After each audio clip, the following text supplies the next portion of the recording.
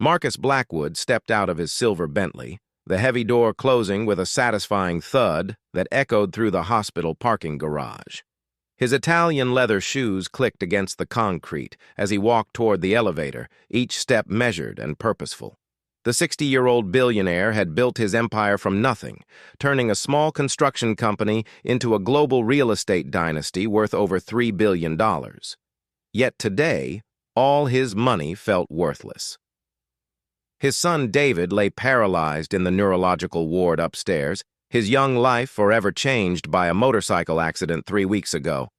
The doctors had delivered their verdict with clinical precision: complete spinal cord injury at the T12 level. David would never walk again. Marcus had flown in specialists from Switzerland, Germany, and Japan. He had offered millions for experimental treatments. Nothing had worked. The elevator climbed slowly to the 7th floor. Marcus loosened his navy silk tie, feeling the weight of helplessness that no amount of wealth could lift. David was only 22, fresh out of Stanford with dreams of joining the family business. Now he spent his days staring at the ceiling, refusing to speak to anyone, including his father. The hospital corridors smelled of disinfectant and despair. Marcus nodded curtly to the nurses who recognized him. He had practically lived here since the accident, sleeping in his private suite when he bothered to sleep at all. His wife Sarah had flown back to their estate in the Hamptons, unable to bear seeing their son in such condition. Room 714 was quiet when Marcus entered. David lay propped against white pillows, his once athletic frame now thin and fragile. His dark hair, so similar to his father's, hung limply across his forehead. The machines beeped steadily, monitoring vital signs that showed life but not living. "The physical therapist came by again," David said without looking at his father. His voice was flat, emotionless. "I told her not to waste her time." Marcus pulled up the familiar chair beside the bed. "David, you need to try. The doctors say movement therapy can help prevent complications." "Help with what?" David finally turned his head, his blue eyes blazing with anger. "Help me accept that I'll never run again? Never play basketball? Never dance at my own wedding?" His voice cracked on the last words. "Son, we'll find a way. I'm bringing in a team from Stockholm next week. They're working on revolutionary spinal cord regeneration techniques." David laughed bitterly. "Dad, stop. You can't buy me out of this one. Some things even Marcus Blackwood's money can't fix." The words hit Marcus like a physical blow. He had always been able to solve problems with resources, connections, or sheer determination. Watching his son's spirit die alongside his mobility was destroying him in ways he never thought possible. A knock at the door interrupted the tense silence. Dr. Peterson entered with his usual professional smile, though Marcus noticed the weariness in his eyes. They had had this conversation too many times. "Mr. Blackwood, I wanted to discuss David's discharge plan. We've arranged for the best rehabilitation facility in the state. They'll help him adapt to life in a wheelchair and regain independence." "I don't want to adapt," David said sharply. "I want to walk." Dr. Peterson's expression softened. "David, I understand your frustration, but accepting your new reality is the first step toward rebuilding your life. Many people with spinal injuries go on to live fulfilling lives." "Get out," David whispered. "David, the doctor is trying to help," Marcus began. "Get out!" David's voice erupted with raw pain. "Both of you! I'm tired of your pity and your realistic expectations." Dr. Peterson touched Marcus's shoulder gently. "Perhaps we should give him some space. These outbursts are normal. Anger is part of the grieving process." Marcus nodded reluctantly and followed the doctor into the hallway. They stood in uncomfortable silence for a moment, both men feeling the weight of David's hopelessness. "Doctor, surely there must be something. Stem cell therapy? Experimental drugs? I'll pay anything." "Mr. Blackwood, I've seen families bankrupt themselves chasing miracle cures. The hard truth is that current medical science has limits. David's injury is complete. The nerve pathways are severed. Even with the most advanced treatments, the chances of recovery are essentially zero. Marcus felt his world crumble a little more. He had conquered boardrooms, outmaneuvered competitors, and built something lasting. But he couldn't save his own son. The elevator ride down felt endless. Marcus emerged into the hospital's main lobby, his mind spinning with desperate plans. Maybe there was a clinic in Switzerland he hadn't contacted. Maybe there was a researcher in China working on something revolutionary. He would make calls tonight, send his people to scour the globe for any possibility, no matter how remote. The automatic doors slid open, and Marcus stepped into the warm afternoon air. The contrast between the sterile hospital environment and the vibrant world outside was jarring. People walked past with purpose, their lives moving forward while his families remained frozen in trauma. He was halfway to his car when he heard the voice. "Sir, I can make your son walk again." Marcus stopped dead in his tracks. The words seemed to hang in the air like an impossible promise. He turned slowly, expecting to see another charlatan or desperate family member who had mistaken him for someone else. Instead, he found himself looking at a young girl, perhaps 16 or 17 years old. She sat cross-legged on a worn blanket near the hospital entrance, a small cardboard sign reading, "Hungry, please help," beside her. Her clothes were tattered and dirty, her long black hair tangled and unkempt. But her eyes were remarkable. They were deep brown, almost black, and held an intensity that made Marcus's breath catch. "Excuse me?" he managed to say. The girl stood up gracefully, despite her obvious poverty. She was small and thin, but there was something about her presence that commanded attention. "Your son in room 714, the one who can't walk, I can help him." Marcus felt a surge of anger. This was cruel, even for someone desperate enough to beg outside a hospital. "Young lady, I don't know what game you're playing, but no game." Her voice was quiet but firm. "I know you've spent millions trying to fix him. I know the doctors say it's impossible. I know you're running out of hope."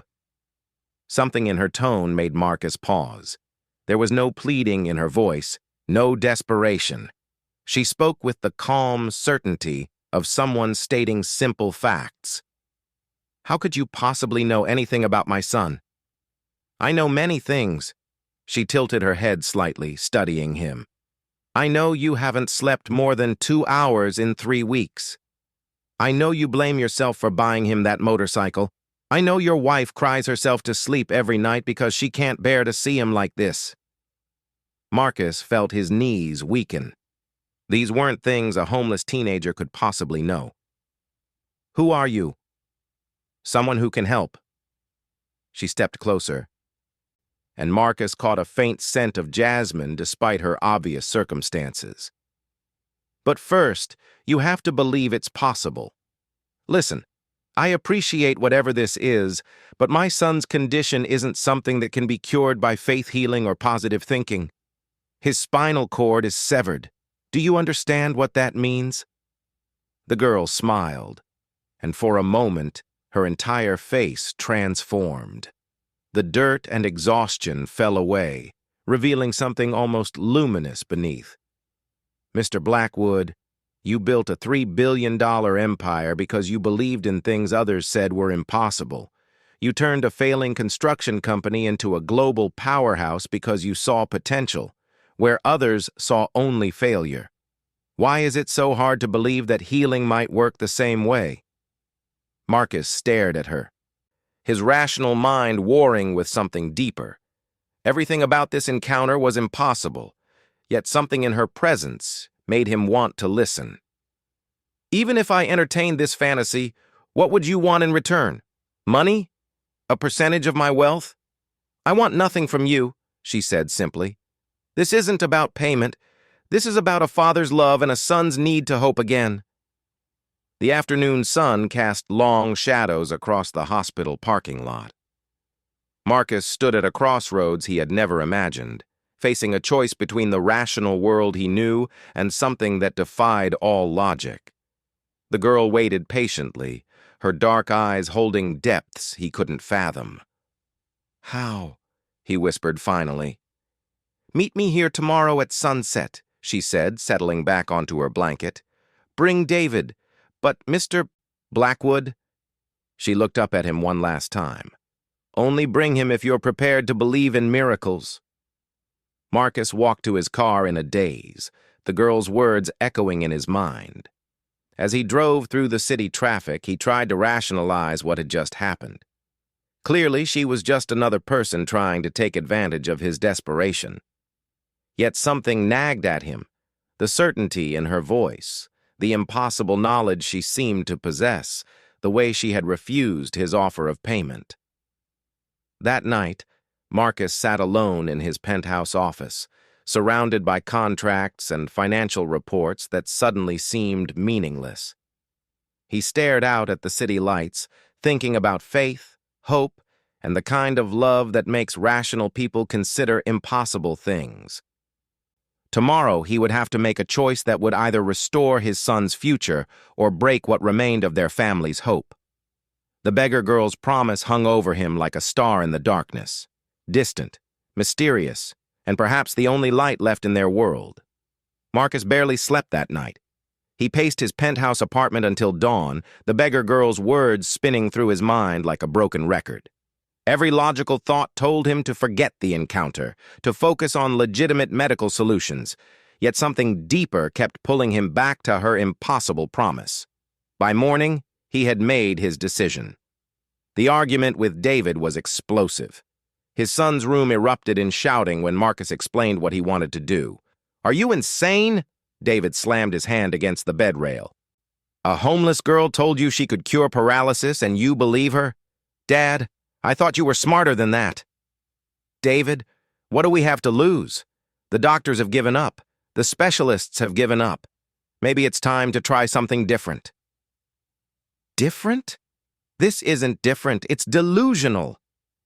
David's face was flushed with anger and embarrassment. "You want to wheel me outside like some desperate fool so a beggar can perform fake miracles? How could you even suggest something so humiliating?" Marcus sat down heavily, feeling every one of his 60 years. "Son, 3 weeks ago you were captain of your college basketball team. You had everything ahead of you. Now you won't even try physical therapy. What if there's even the smallest chance she's telling the truth?" "There isn't!" David's voice cracked with emotion. "There can't be. Because if there was, it would mean all this suffering has been for nothing. It would mean I've been lying here feeling sorry for myself when I could have been getting better. Don't you see? It's easier to accept that it's impossible than to hope and be crushed again." The honesty in David's words hit Marcus like a punch to the chest. He saw his son clearly for the first time since the accident, not just as someone who couldn't walk, but as someone who was terrified to hope. "David," Marcus said quietly, "what if hoping is all we have left?" The room fell silent except for the steady beeping of monitors. Father and son looked at each other across an enormous gulf of pain and uncertainty. Finally, David spoke in a whisper. "If we do this and it doesn't work, I don't want to talk about cures anymore. No more specialists, no more experimental treatments. Can you promise me that?" Marcus felt tears sting his eyes. "I promise." The wheelchair ride to the hospital entrance felt like a funeral procession. David sat rigid and silent, his hands clenched in his lap. Marcus pushed the chair slowly, giving them both time to process what they were about to do. Nurses and staff members they had come to know watched them pass with curious expressions. The late afternoon sun painted the hospital parking lot in shades of gold and amber. Marcus scanned the area near the entrance, his heart pounding with anticipation and dread. For a terrible moment, he thought the girl might not be there. Perhaps the entire encounter had been a stress-induced hallucination. Then he saw her. She sat in exactly the same spot as the day before. But something was different. Her clothes were clean, though still simple and worn. Her hair had been washed and braided down her back. Most remarkably, she seemed to glow with an inner light that made her appear older and more dignified than her years suggested. "You came," she said, rising gracefully as they approached. "Against my better judgment," David muttered. But Marcus noticed his son was staring at the girl with undisguised curiosity. She walked around to face David directly, her dark eyes meeting his blue ones without flinching. "You're angry. Wouldn't you be?" David's voice was challenging, but not as hostile as Marcus expected. "I was angry once," she said simply. "It ate me alive from the inside. Anger is just fear wearing a mask." "Fear?" David laughed bitterly. "I'm not afraid. I'm realistic." "There's a difference." "What are you realistic about?" she asked, settling cross-legged on the ground so she was at David's eye level. "That you'll never walk again? Or that you're afraid to try?" David's hands tightened on his wheelchair arms. "I've tried everything. Every therapy, every treatment, every false hope my father's money could buy. Nothing works. Nothing changes. The nerves are dead, and dead things don't come back to life." "Is that what the doctors told you?" The girl's voice held no judgment, only gentle curiosity. "That's what science tells me. That's what every medical textbook in the world tells me. That's what reality tells me." The girl nodded thoughtfully. "And yet here you are. Why did you come if you're so certain it's impossible?" David opened his mouth to answer, then closed it. For a long moment, he struggled with something internal. Finally, in a voice barely above a whisper, he said, "Because I'm desperate enough to hope for miracles." "Good," she said, standing up. "Hope is the first medicine." Marcus watched this exchange with growing amazement. In 5 minutes, this strange girl had gotten further with David than weeks of therapy sessions. She had stripped away his anger and found the hope buried underneath. "What's your name?" Marcus asked suddenly. The girl paused, a mysterious smile playing at the corners of her mouth. "Names have power. For now, you can call me Maya." "Maya," David repeated slowly. "What happens now? Do you wave a magic wand, say some mystical words, lay hands on me like a faith healer?" Maya laughed, a sound like silver bells in the afternoon air. "Nothing so dramatic. First, I need you to understand something important. Healing isn't something I do to you. It's something we do together. You have to participate." "How?" Marcus found himself asking. "Trust," Maya said simply. "Complete, absolute trust. Not in me, in the possibility that your body remembers how to be whole." She knelt beside David's wheelchair and placed her hands gently on the armrests. "Close your eyes, David. I want you to remember the last time you walked. Not the accident, not the pain, just the simple act of putting one foot in front of the other." David hesitated, then closed his eyes. His breathing grew deeper, more relaxed. "Tell me about it," Maya said softly. "I was leaving my dorm room to meet friends for dinner. I walked down 3 flights of stairs because the elevator was broken. I remember being annoyed about it." A small smile crossed David's face. "My legs were tired from basketball practice, but they carried me anyway. I never thought about it. Walking was just something my body did." "Your body remembers," Maya whispered. "Every cell, every fiber, every nerve ending remembers what it feels like to be whole. The connection isn't broken. It's just sleeping." Marcus watched in fascination as Maya's hands began to glow with a soft, warm light. It was so subtle he thought he might be imagining it, but the light grew stronger, spreading up her arms and seeming to flow into David. "I feel something," David said suddenly, his eyes flying open. "It's warm, like sunshine flowing through my legs." "Don't think about it," Maya instructed. "Don't analyze it, just feel it." The light around Maya's hands intensified. Other people in the parking lot began to stop and stare, drawn by something they couldn't quite understand. Marcus felt a tingling sensation in his own body, as if the air itself was charged with electricity. "Maya," David whispered, his voice filled with wonder. "I can feel my toes." "Remember what it felt like to stand," she said, her voice becoming stronger, more commanding. "Remember the weight of your body on your feet. Remember the strength in your legs." David's face was transformed with amazement and joy. "They're tingling. Both legs. It's like they're waking up after being asleep." Marcus felt tears streaming down his face as he watched his son experience sensation in his lower body for the first time since the accident.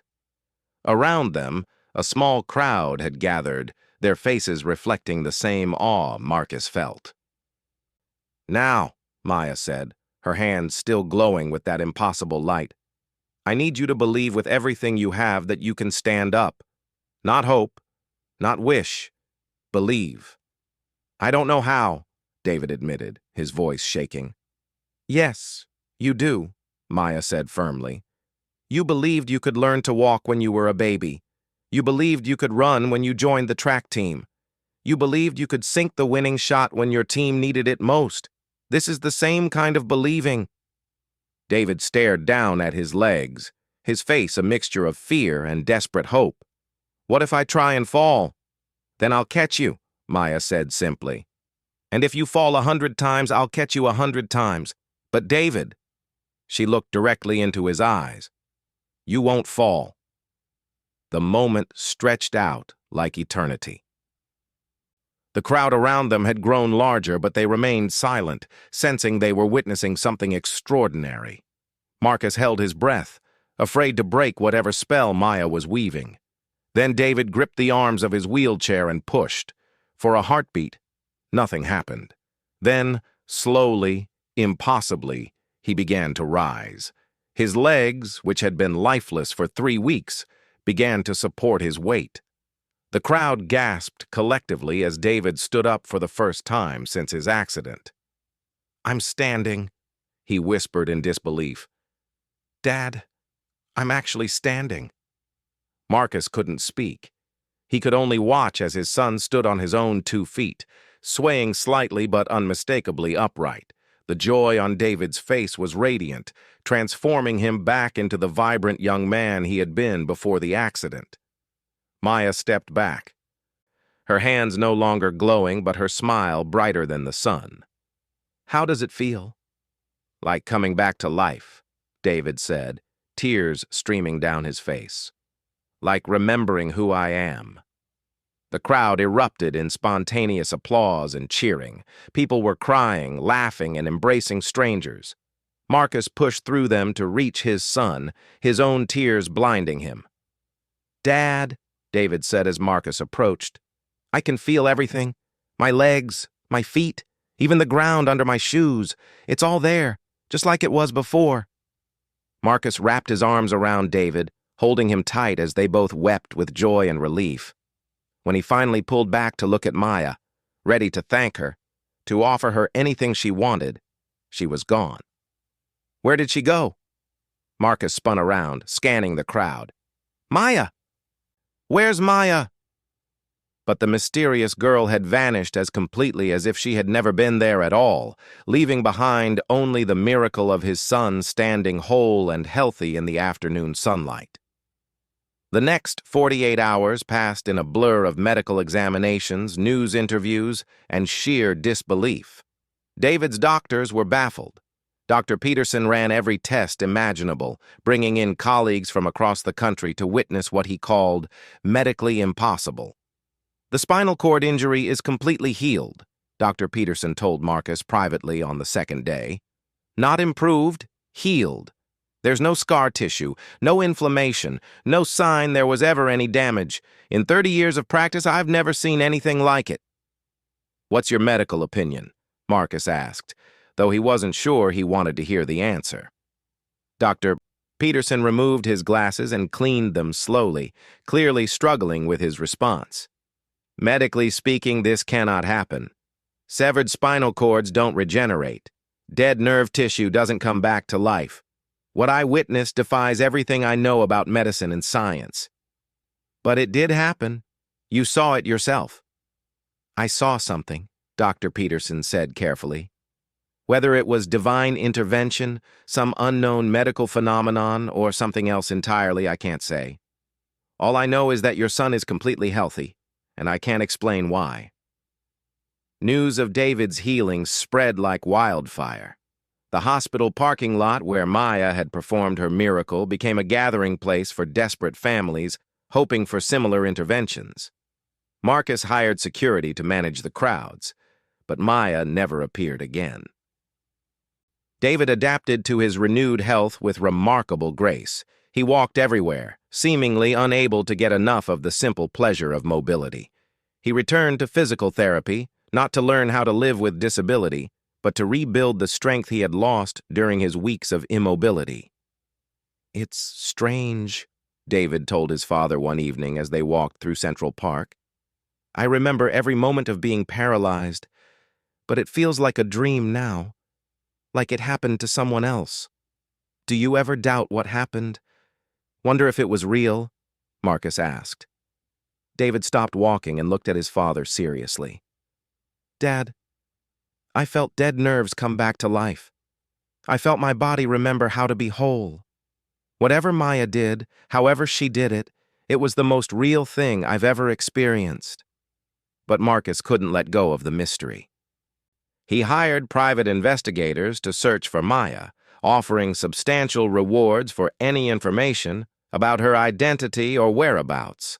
Every lead proved false.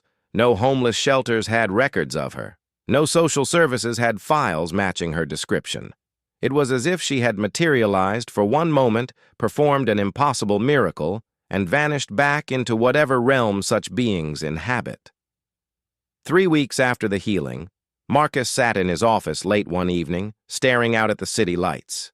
His assistant had gone home hours ago, leaving him alone with financial reports he couldn't concentrate on.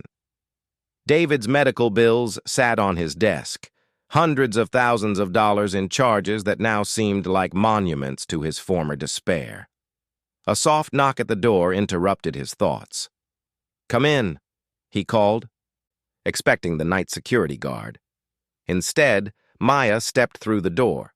She looked exactly as she had in the hospital parking lot: simple clothes, braided hair, and those remarkable dark eyes.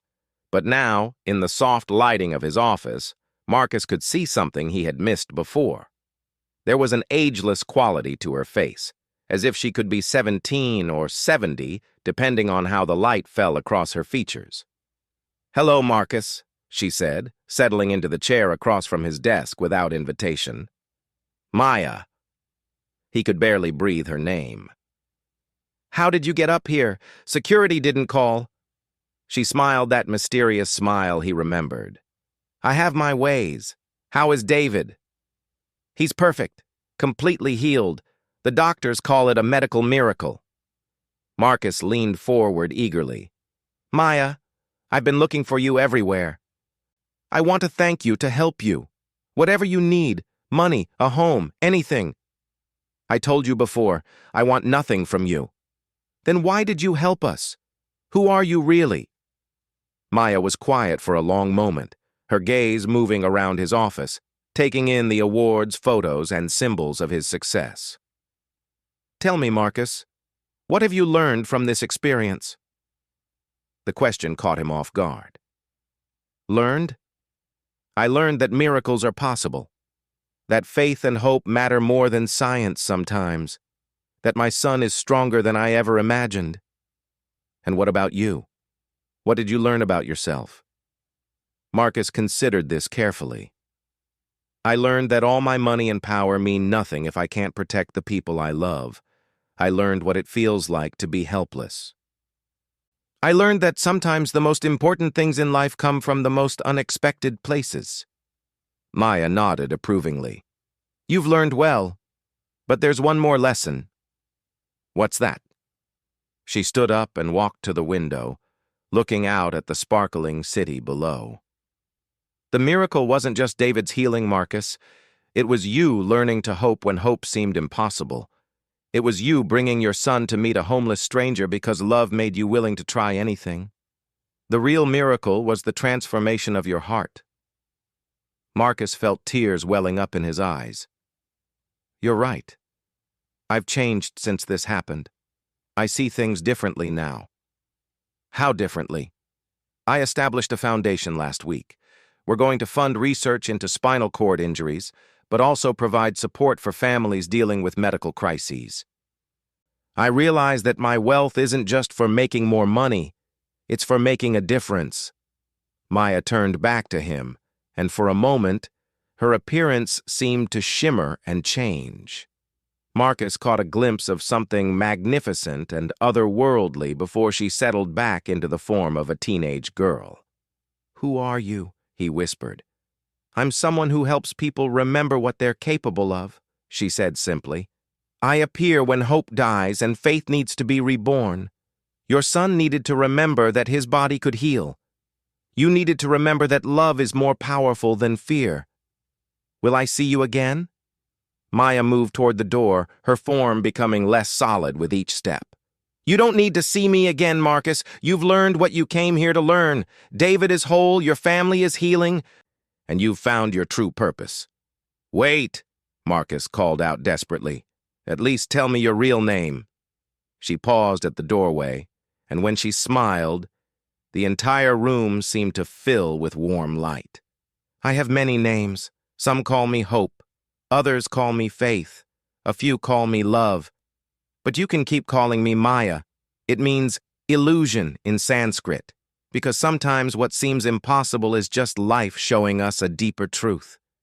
"Thank you," Marcus said, his voice breaking with emotion. "For everything. For giving me back my son. For teaching me what really matters." "You're welcome," she said softly. "But remember, Marcus, I didn't give you anything you didn't already have. I just helped you see it." With that, she stepped through the doorway and was gone. Marcus rushed to the door and looked down the hallway, but it was empty. The elevator showed no signs of recent use. Security cameras would later show no record of anyone entering or leaving his office that evening. But Marcus didn't need proof anymore. He had learned to believe in things that couldn't be explained, to trust in forces beyond his understanding, and to find hope in the most unlikely places. 6 months later, the Blackwood Foundation had funded 17 research projects and helped over 200 families dealing with medical crises. David returned to college, where he established a support group for students with disabilities. He walked across the stage at graduation with tears of gratitude streaming down his face.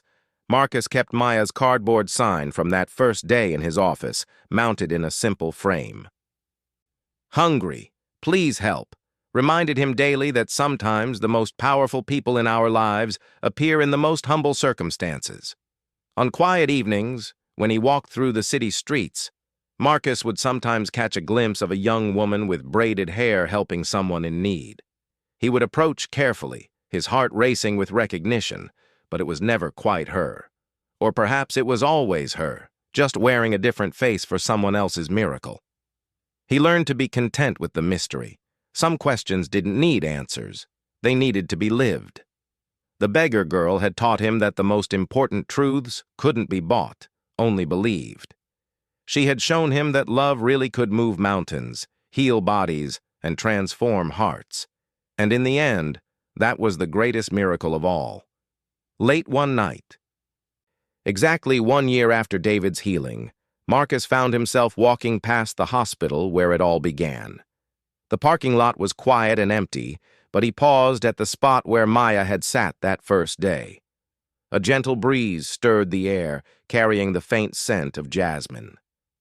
Marcus smiled and whispered into the darkness, "Thank you, Maya, wherever you are." The wind seemed to whisper back, carrying words that might have been his imagination or might have been something more. The miracle was always within you. You just needed to remember how to believe. Marcus walked home through the sleeping city, his heart full of gratitude for the beggar girl who had taught a billionaire the true meaning of wealth. And somewhere in the shadows between streetlights, a young woman with dark eyes and an ageless smile watched him go, already preparing for the next impossible miracle that love would make possible.